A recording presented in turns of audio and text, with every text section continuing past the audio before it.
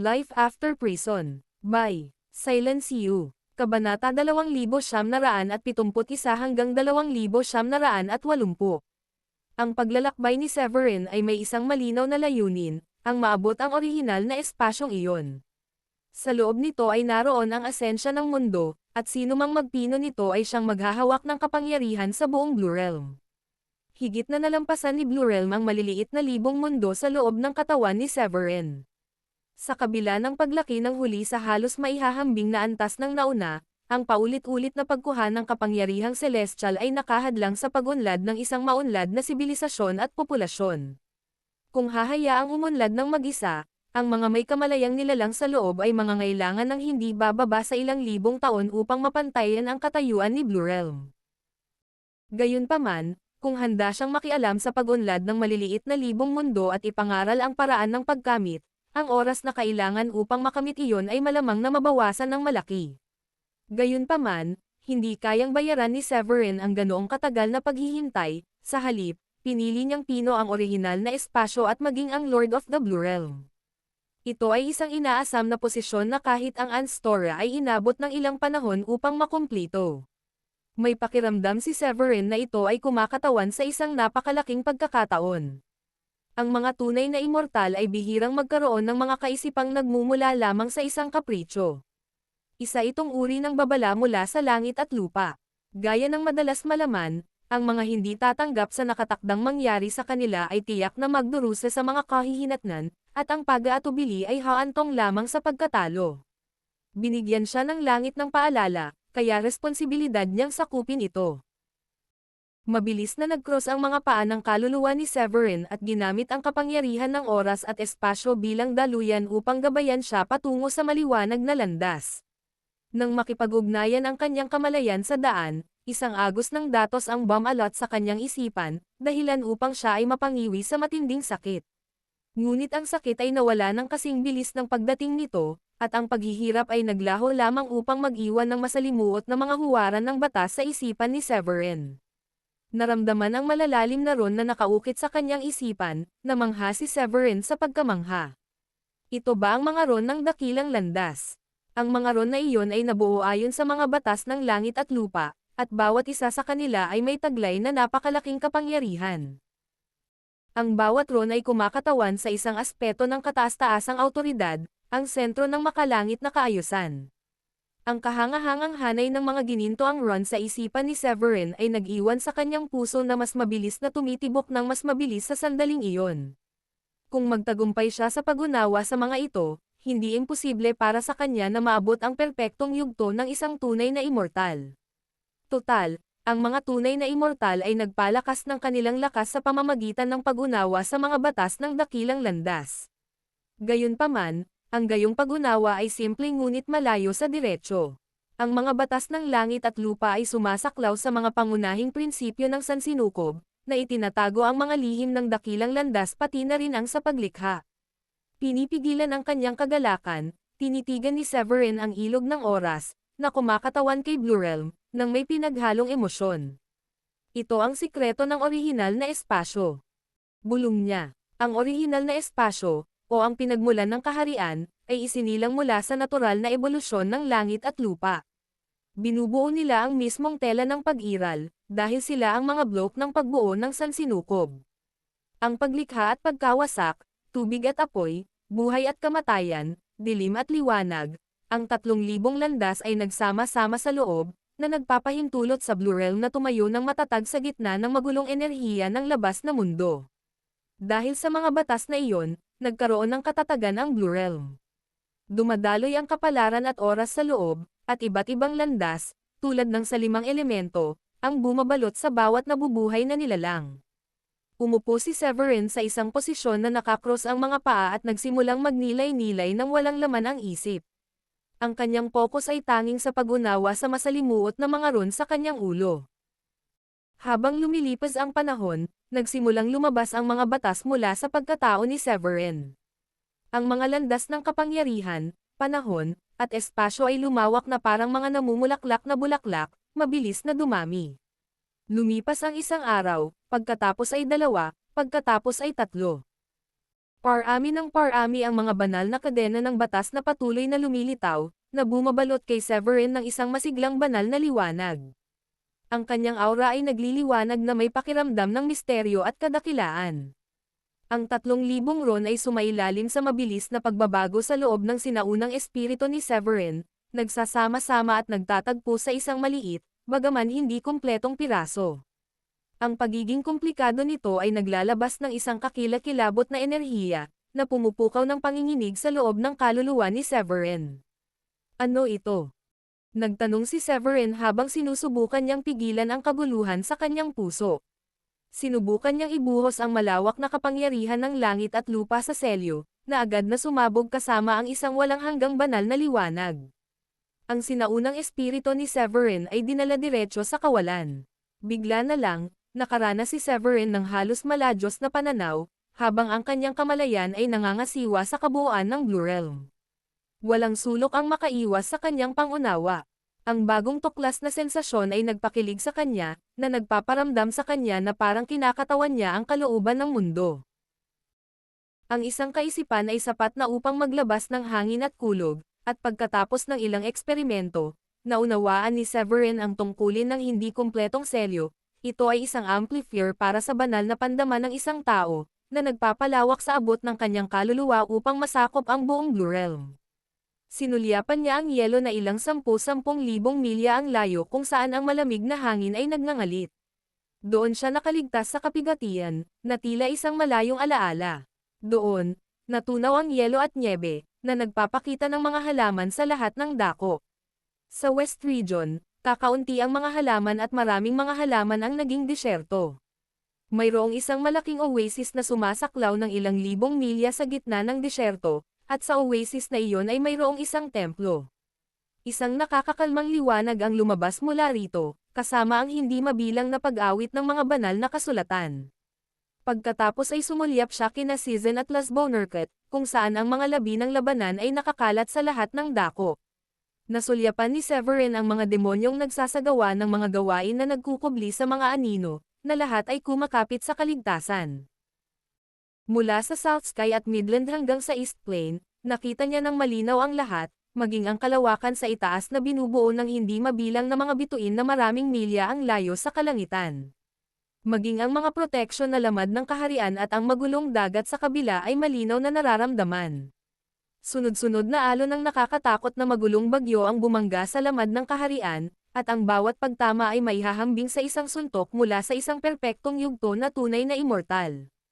Ang makapangyarihang persepsyon ay nagpawalang salita kay Severin, nang mapagtanto niya na kahit ang isang perpektong yugto na tunay na immortal ay hindi makakatakas sa kanyang paningin. Habang nakikipagbuno siya sa kanyang pagkamangha, isang baha ng impormasyon ang pumasok sa kanyang kamalayan, na nagpapakita ng pinagmulan ng marka. Ang pusong makalangit ay nag-iiwan ng marka. Maaari ba itong may ugnay sa Blue Celestial Realm ng nakaraan? Sino mang may taglay nito ay maaaring maghawak ng kapangyarihan sa kaharian.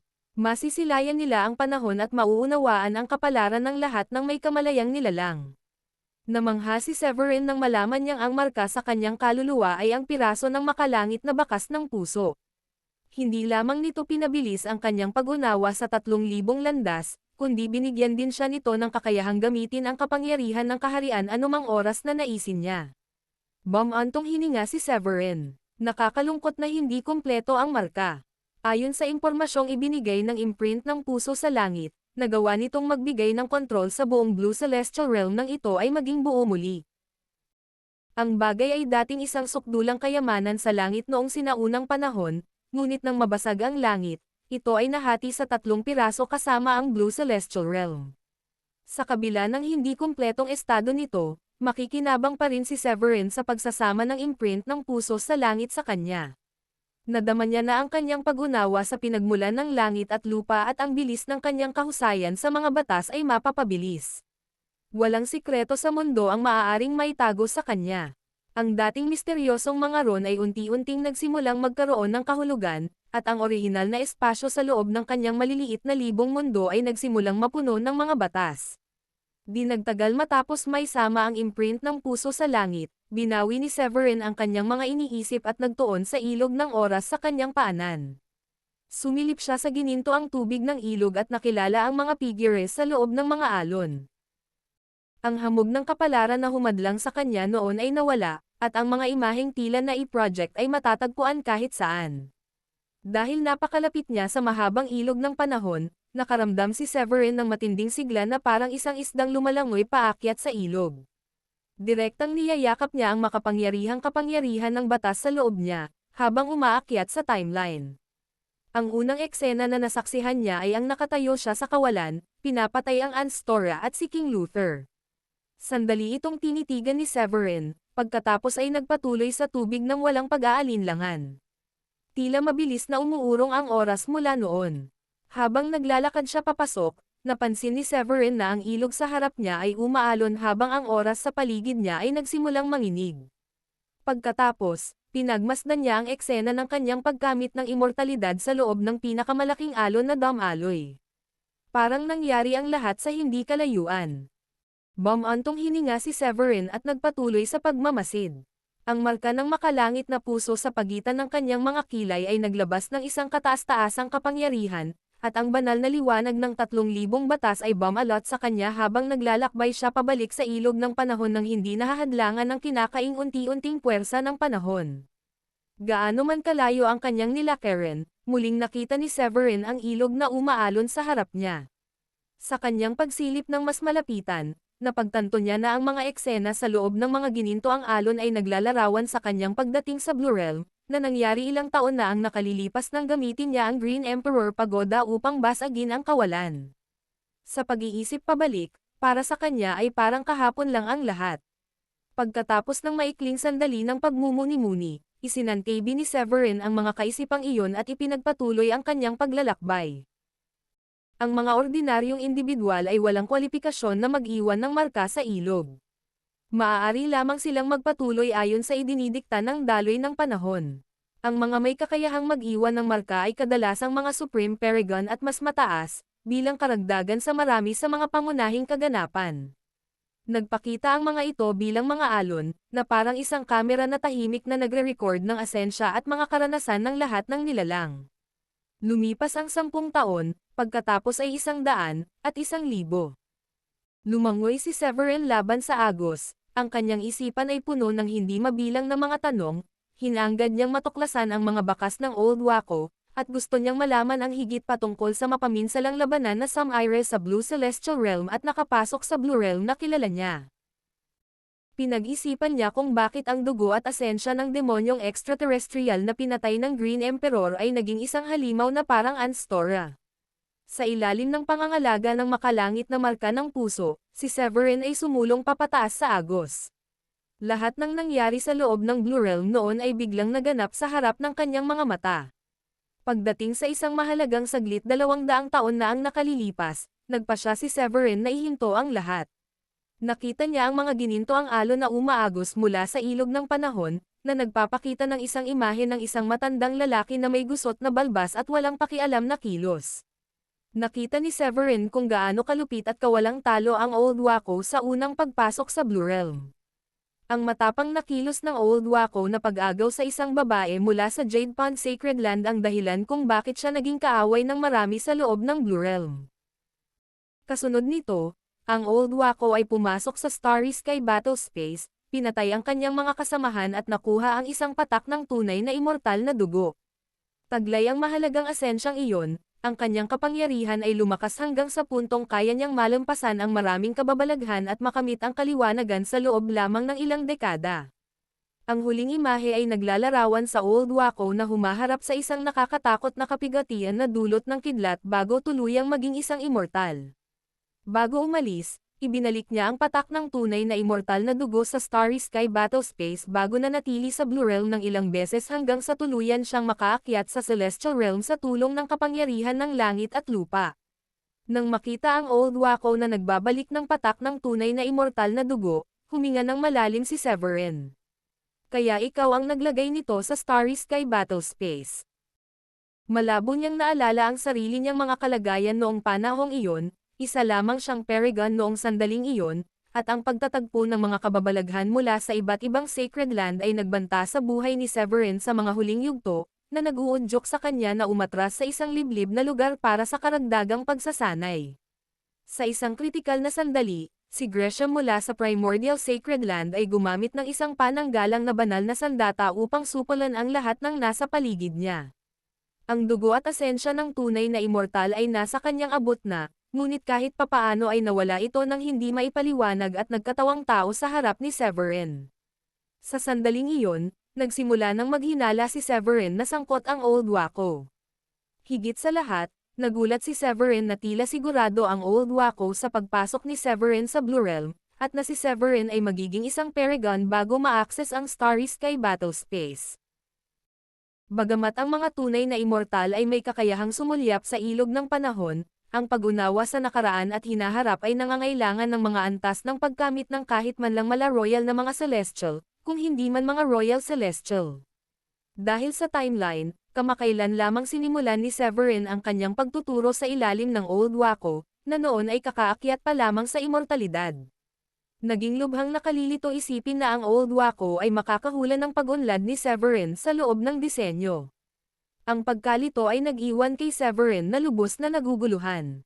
Matapos suriin ang mga alon, umiling si Severin at ipinagpatuloy ang kanyang paglalakbay sa ilog ng panahon. Ang puwersa ay lalong lumakas, at lingid sa kanyang kaalaman, isang hibla ng kanyang buhok ang pumuti sa isang iglap. Si Severin ay nagtataglay ng matinding pagtaas ng pandama bilang isang tunay na immortal, napansin ang sandaling nagbago ang kulay ng kanyang buhok. Kahanga-hanga ang marka ng makalangit na puso. Hindi ko maisip na kaya kung makipagsabayan sa agos ng panahon nang hindi masyadong nagpapatangay sa puwersa nitong Mapanira. Namangha si Severin. Para sa sino mang tagalabas, ang tanawin ay walang alinlangang magmumukhang kakaiba. Sa kaharian ng langit, tanging ang mga tunay na immortal na nakabisado sa lahat ng 3,000 batas ang maaaring tumawid sa ilog ng panahon, at ang pinakamaraming naabot nila ay ang sandali ng kanilang kapanganakan. Sa pagsulong, ang paglipas ng mga taon ay lalong naging mapanganib. Kahit na ang mga mala-Royal Celestial ay nanganganib na sumuko sa walang humpay na daloy nito kung hindi maingat. Sa wakas ay nakarating sa isang punto sa panahon 5,000 taon na ang nakalilipas, nasaksihan ni Severin ang pag-akyat ng kanyang Panginoong si Adrian sa kalahating immortal edad sa gitna ng isang mundong puno ng katalinuhan.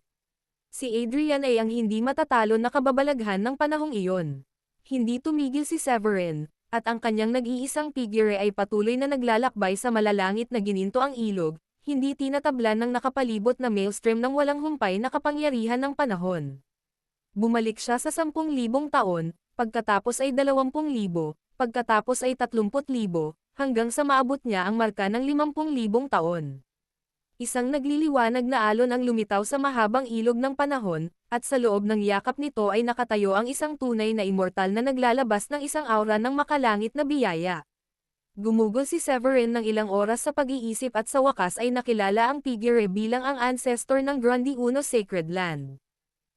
Pagkatapos ng maikling paghinto, ipinagpatuloy niya ang kanyang paglalakbay, at libu-libong taon na ang halaga ng kapangyarihan ay dumaloy sa paligid niya. Si Severin, na umahan pataas sa agos at umabot sa puntong 200,000 taon na ang nakalilipas. Dumagundong sa harap niya ang mga gininto ang alon, na pumipintig ng may kakilakilabot na enerhiya. Huminto si Severin at tinitigan ang pinakamalaking alon ng may matinding atensyon. Sa loob ng mga alon nito ay makikita ang pagbangga ng dalawang figure. Ang kanilang paghaharap ay napakatindi na tila nagpapaliit sa mundo sa kanilang paligid. Isang mandirigma, na nakasuot ng berdeng damit, ay may hawak na isang maliit na berdeng tore na nagliliwanag ng walang hanggang kinang sa langit. Ang kapangyarihan nito ay nagdulot ng malulubhang sugat sa kalaban, isang demonyo. Nagpatuloy ang labanan mula araw hanggang gabi, pinupunit ang lupa at nagiging sanhi ng paglabo ng mga bituin. Ang demonyong nilalang ay napatunayang mas kakaiba kaysa sa Anstora na nakatagpo ni Severin, dahil hindi ito tinatablan ng mga kombensyonal na pamamaraan at maging ng kapangyarihan ng batas. Sa isang casual na kilos, sinipsip nito ang kapangyarihan ng langit at lupa sa loob ng 10,000 milya, binago ito sa magulong enerhiya na pumuno sa kalangitan at sumira dito. Gayunpaman, sa kabila ng kakilakilabot na lakas ng demonyo, sa huli ay sumuko ito sa pagkahapo pagkatapos ng ilang buwan ng labanan at natamba ng lalaking nakaberde.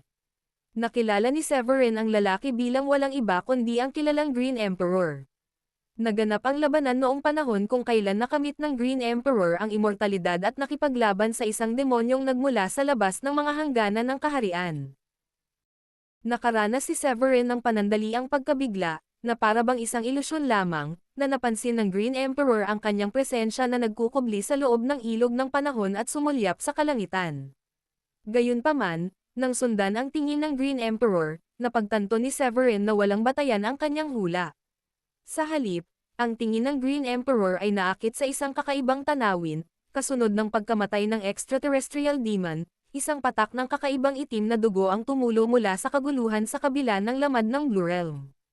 Habang pinagmamasdan iyon ni Severin, sa wakas ay naunawaan niya na ang likido ay malamang na may papel sa pagsilang ng Anstora. Kinalma niya ang kanyang sarili at patuloy na pinagmasdan ang pagtaas at pagbaba ng panahon sa loob ng mga alon. Sa pag-akyat lamang ng Green Emperor ay inalis ni Severin ang kanyang tingin sa palabas. Sa wakas, nagising si Severin sa kanyang pagmumuni-muni. Tunay na karapat-dapat ang Green Emperor na tawaging pinakawalang kamatayan sa sangkatauhan. Kahit ang isang demonyo mula sa kabilang panig na may taglay na lakas ng isang Royal Celestial ay maaaring matalo sa pamamagitan ng lubos na kapangyarihan.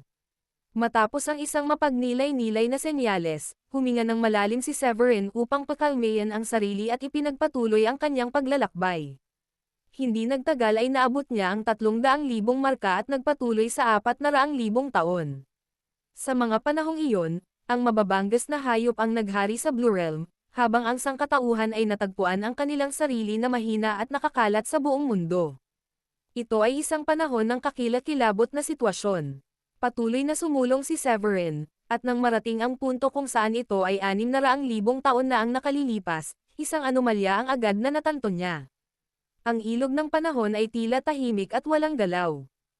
Nanlumo si Severin sa napagtanto, ang kawalan ng kaguluhan na ito ay nagpapahiwatig na, sa puntong iyon, ang mga Supreme Paragon ay hindi pa lumilitaw sa loob ni Blue Realm.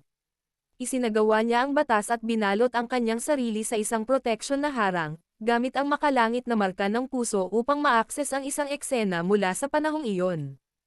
Habang pinapanood ang paglalarawan ni Blue Realm, napansin ni Severin na ang buong lugar ay puno ng pagkawasak. Mula sa kanyang pananaw, napansin niya na ang pinakamataas na antas ng kakayahan ng isang cultivator noong panahong iyon ay level 9 Royal Paragon lamang, at maging iyon ay nakakamit ng mga halimaw. Kung ganito ang Blue Realm noong 600,000 taon na ang nakalilipas, malamang na mas papalapit pa ang kapahamak na tunggalian. Nagmuni-muni si Severin ng may pananabik. Pinatutunayan man ito ng mga alamat ng Green Emperor tungkol sa mga pakana ng Anstora. Lahat ng palatandaan ay tumutukoy sa isang mapaminsalang digmaan na Sam-Iris sa sinaunang kalangitan at naghati sa kaharian ng langit sa 3 piraso. Umiling si Severin at iniwas ang tingin. Ipinagpatuloy niya ang unti-unting pag-unlad sa paglipas ng panahon. Mula sa mga larawang nakita noong panahong iyon, nasaksihan niya ang Blue Rim 1,000,000 taon na ang nakalilipas. Noong panahong iyon, mas malaki pa ang pagkawasak at kahinaan ng tao kaysa noong panahon ng Green Emperor. Dahil sa kawalan ng makitang kapakipakinabang na mga pananaw, nagpatuloy si Severin sa paggalaw. Habang tinatahak niya ang mahigit 1,000,000 taon, ang mga agos ay umapaw ng may bagong tindi. Ang buhok ni Severin ay pumuti sa isang iglap, at ang mga panahon ng kanyang buhay ay nabawasan. Anong nangyayari? Hindi ba kayang tiisin ito ng marka ng pusong nasa langit? Napasigaw si Severin sa pagkalito. Isang nakababahalang realisasyon ang agad na dumating sa kanya, ang karagdagang pag-usad sa ilog ay maaaring magdulot sa kanya ng walang humpay na pagsalakay ng panahon, na posibleng magdulot sa kanya ng pagkalunod sa kailaliman ng ilog.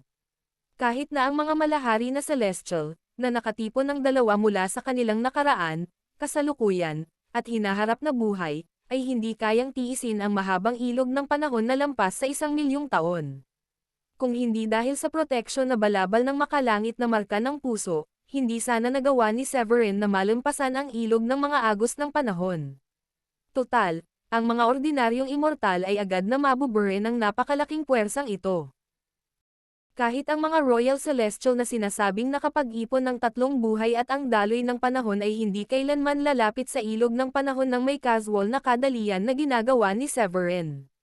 Lagi nilang hahawakan ang pinakamatinding celestial weapon at haharap ng may lubos na pag-iingat. Ito ay isang malaking kaibahan sa masayang paglalakad ni Severin. Dahil nadarama ang epekto ng 10,000 taon na nawala sa kanyang buhay, nakaranas si Severin ng matinding pagkabalisa na napalitan ng kanyang matatag na titig. Ito ay paglipas lamang ng panahon.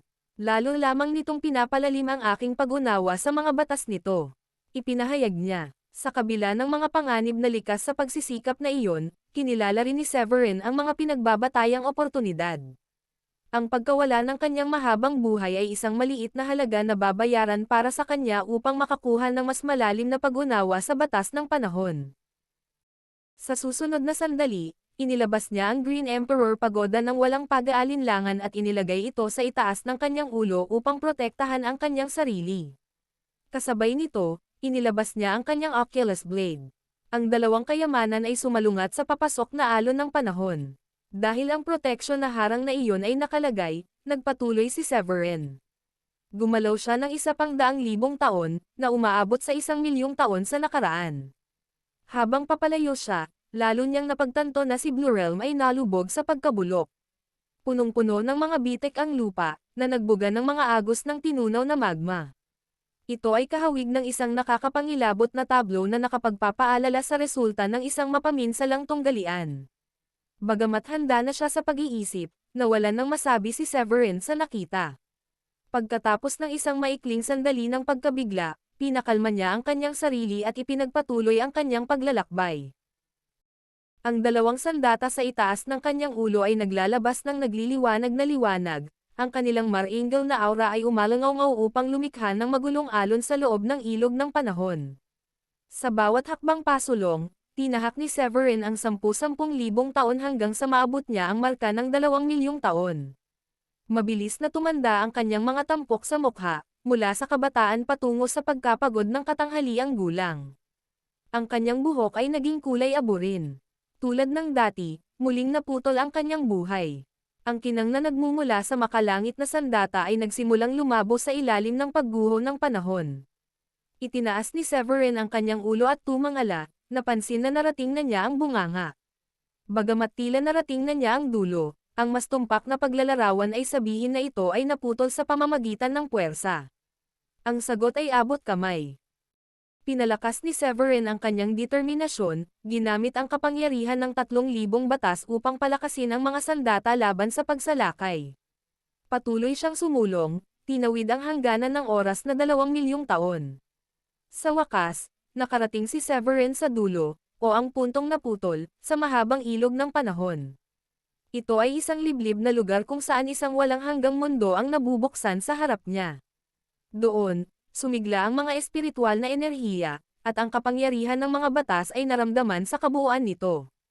Ang mga patakaran ng langit at lupa ay nabago sa araw, buwan, at mga bituin, na nakabitin sa abot ng kanyang mga braso.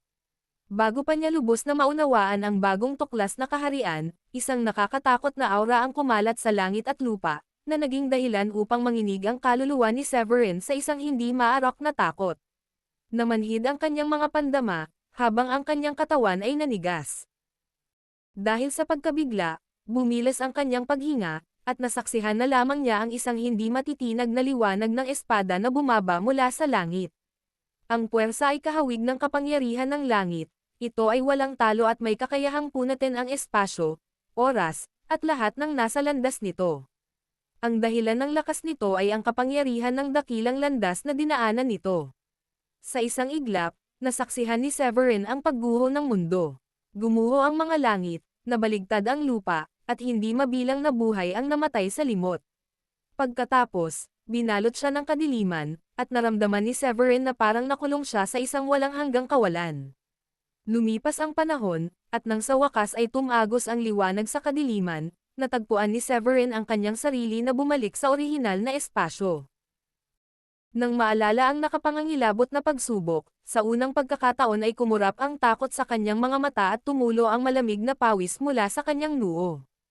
Iyon ba ang banal na espada na ginamit ng sinaunang soberano sa langit sa kanyang mga huling sandali? Bulong ni Severin, habang pinupunasan ang pawis sa kanyang noo. Kung ang isang simpleng pagpapakita sa loob ng ilog ng panahon ay nakapagselyo sa aking mga pandama at nakapaglubog sa akin sa limot, natatakot akong isipin na ang kabuuan ng Blue Realm ay gumuho sa isang iglap kung ang lahat ay totoo. Hindi mapigilan ni Severin ang panginginig habang pinagninilayan ang nakapangangilabot na engkwentro. Tahimik niyang kinilala na ang proteksyong ipinagkaloob sa kanya ng marka ng puso sa langit ang pumihil sa kanya na tuluyang malipol ng nakakatakot na puwersa ng nakausling espada. Habang nakatitig sa tahimik na agos ng gininto ang ilog sa harap niya, naging seryoso ang ekspresyon ni Severin. Naisip niya na ang malawak na kaharian na kanyang nasal ayan ay walang iba kundi ang sinaunang Blue Celestial Realm. Gayunpaman, ang sagot kung anong uri ng kapwa-pahamak na pangyayari ang maaaring nagudyok sa soberanong celestial na ilabas ang kanyang transcendent na kapangyarihan at hatiin ang ilog ng panahon sa isang hampas ng banal na kalooban ay nanatiling hindi alam. Sa buong kasaysayan, ang mga individual na may pinakamataas na mana at supernatural na husay ay nagsikap na lipulin ang lahat ng labi ng panahon bago ang intervention. Kahit na hawak niya ang marka ng puso sa langit, nanatiling hindi masilip ni Severin ang kabila ng belo ng nabura na panahong iyon. Ito ay isang pribilehiyo na nakalaan para sa mga Royal Celestial na maaaring tipunin ang timeline at pag-isahin ang tatlong pagkakatawang tao. Pagkatapos ng maikling pagmumuni-muni, umiling si Severin at pinigilan ang nagpupumilit na kuryosidad na bumabalot sa kanyang kaibuturan. Ang labis na pagpapakasisa ay magpapahirap lamang sa akin ng hindi kinakailangang pag-aalala. Pinaalalahanan niya ang sarili. Pinalalim ng paglalakbay na ito ang aking pag-unawa sa batas ng panahon. Nagbunga ang kanyang paglalakbay sa orihinal na espasyo. Ang 3,000 batas ay nagsama-sama sa loob niya, na lumilitaw bilang mga nagniningning na gininto ang ron na bumubuo sa mismong mga prinsipyo ng langit at lupa. Kung matutupad niya ang bawat ron, ang mga batas na namamahala sa kanyang maliliit na libong mundo ay makakaranas din ng malaking pag-unlad. Bukod dito, hindi inaasahang nakakuha si Severin ng mga kayamanan tulad ng marka ng puso sa langit, isang relikyang hinubog mula sa sinaunang asensya ng Blue Celestial Realm. Ito ay isang bagay na hinahangad maging ng mga Royal Celestial. Si Severin, na isinama ang marka ng puso sa langit sa loob niya, ay pinagkalooban ng walang hanggang pagpapala ng langit at lupa. Ang mga lihim ng kaharian ay nabunyag sa harap niya, at ang kapalaran ng lahat ng nabubuhay na nilalang ay malalaman sa isang pag-iisip lamang. Ang kailangan ko ngayon ay patuloy na pag-unawa sa marka ng puso sa langit at sa mga rune sa loob ng aking katawan upang makamit ang ganap na kapangyarihan sa Blue Realm. Malakas na nagmuni-muni si Severin habang matamang nakatingin sa ilog ng panahon. Taglay ang matatag na determinasyon, tumalikod siya at binalikan ang kanyang mga hakbang mula sa orihinal na espasyo.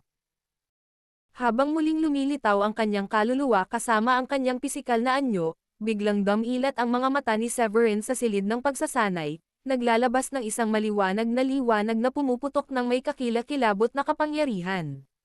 Naalala ang kanyang kamakailang paglalakbay, mabilis na sinuri ni Severin ang kaibuturan ng kanyang pagkatao gamit ang kanyang banal na pandama.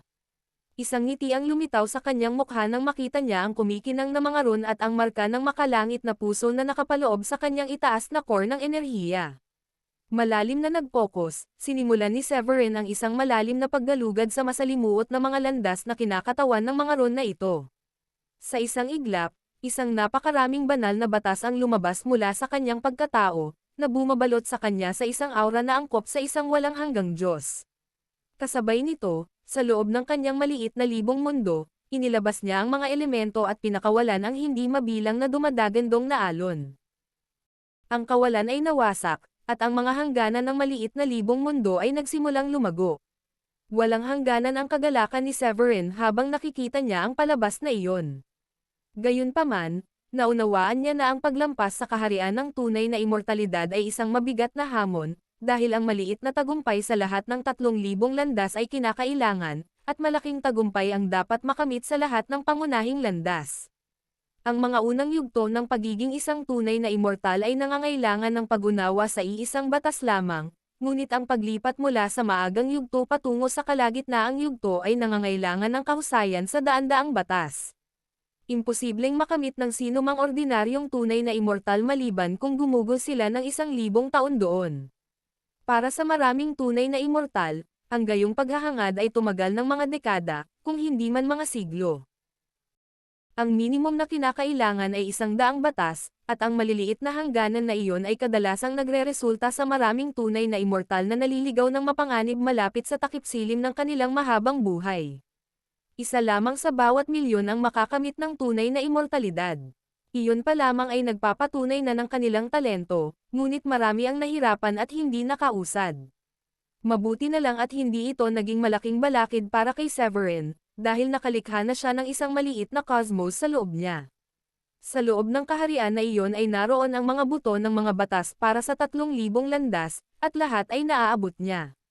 Kitang-kita ang bentahe ng panloob na mundong iyon, dahil mas kaunting balakid at hadlang ang mararanasan ni Severin sa kanyang landas patungo sa tunay na immortalidad. Di nagtagal matapos niyang maunawaan ang mga ron ng dakilang landas, lumipat si Severin sa 5 elemento. Sa isang iglap, ang 5 elemento ay patuloy na lumitaw mula sa kawalan, mahigpit na bumabalot sa kanya. Nagliliwanag ang mga ito ng makulay na liwanag na bumalot sa kanyang mga panloob na organo sa isang paikat na galaw. Sa loob ng mga panloob na organo ng katawan ng tao ay naroon ang mga banal na kayamanan na katumbas ng 5 elemento ng langit at lupa. Dahil sa kakanyahan ng 5 elemento, naramdaman ni Severin na parang dinadalisay ang kanyang mga organo. Habang sumisilip siya sa loob, nakita niya ang mystical na enerhiya na namumuo sa kanyang 5 panloob na organo. Para silang 5 Diyos na nakaupo ng tahimik sa isang mapayapa ngunit kakilakilabot na anyo upang pagtibayin ang kanyang kaibuturan.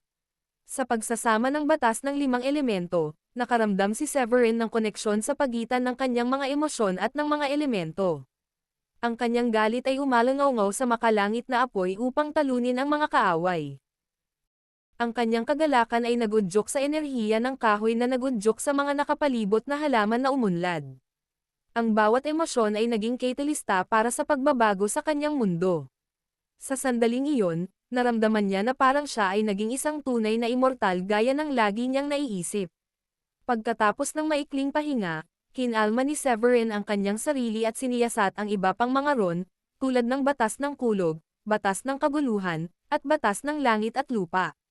Dahil sa kanyang maliliit na libong mundo, lahat ng 3,000 batas ay pamilyar na kay Severin. Sa tulong ng marka ng makalangit na puso, nakagawa si Severin ng kahangahangang pagunlad sa bawat araw na lumilipas. Ang kanyang bilis ng pagkamit ay patuloy na bumilis din.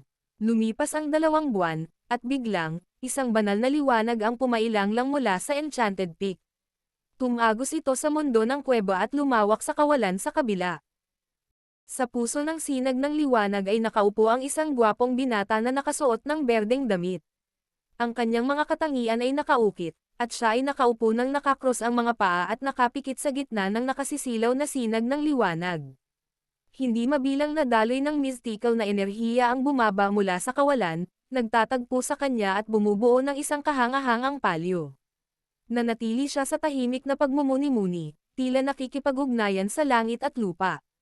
Ang kapangyarihan ng kalangitan ay agad na bumaba, na nagiging sanhi ng panginginig ng mga kaluluwa, na nagpapahirap sa pagsasalita, nagpapapurol sa 6 na pandama, at nagdudulot ng hirap sa paghinga. Maya-maya, ang sinag ng liwanag ay nawala, at dahan-daang iminulat ng binata ang kanyang mga mata. Ang mundo sa paligid niya ay tila nagningning. Ang positibong enerhiya ay nananagana saan man tumama ang kanyang tingin, at ang mga ginintoang lotus ay sumibol mula sa lupa. Ang mga bulaklak ay bumaba mula sa langit, habang ang simoy ng hangin ay bumubulong ng malamyos na mga himig. Maging ang mga halaman sa paligid ay tila sumasayaw ng may pagkakaisa, tila naghahatid ng kagalakang nararamdaman sa buong mundo. Nang lumabas siya mula sa kanyang silid pagsasanay, si Severin ay nagunat at bumulalas. Naabot ko na ang kalagitnaan ng yugto ng tunay na immortalidad. Nang suriing mabuti ang kanyang kaharian, marahang kinuyam ni Severin ang kanyang kamao at nagdulot ng isang banal na liwanag na sumilay mula rito. Kapansin-pansin ang mga kadena ng mga batas at Diyos na nagkatawang tao sa kawalan sa likuran niya, na naglalabas ng isang malawak at kakilakilabot na aura na siksik na nagkumpol-kumpol sa daan-daan.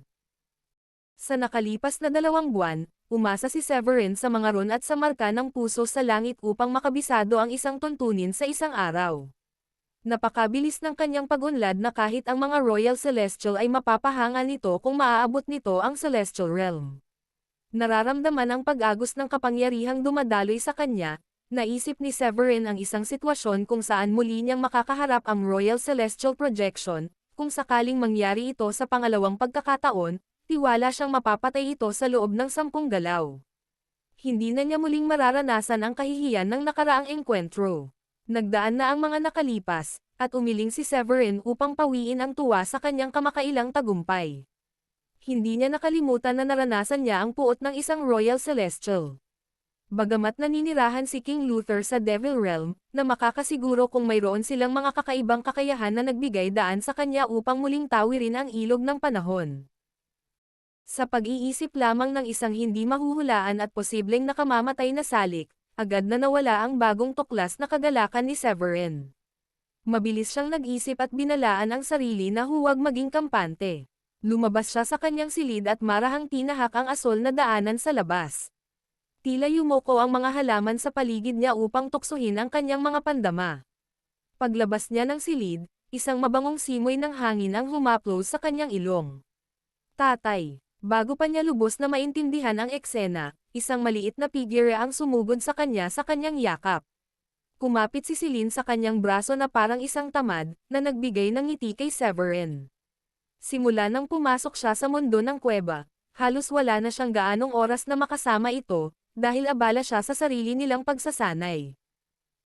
Habang nakatali ang kanyang buhok sa kaibig-ibig na kambal na tirentas at ang kanyang maliit na chubby na mukha na may maliit na bula ng uhog, ang kanyang ngiti ay kasing init at maliwanag ng sikat ng araw sa tag-araw. Nakaramdam si Severin ng init ng pagiging ama habang yakap ang kanyang cute na maliit na anak na babae.